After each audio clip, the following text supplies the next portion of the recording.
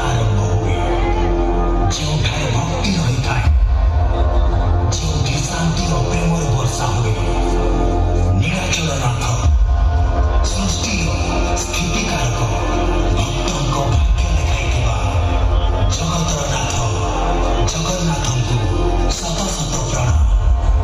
Jay Jagannath.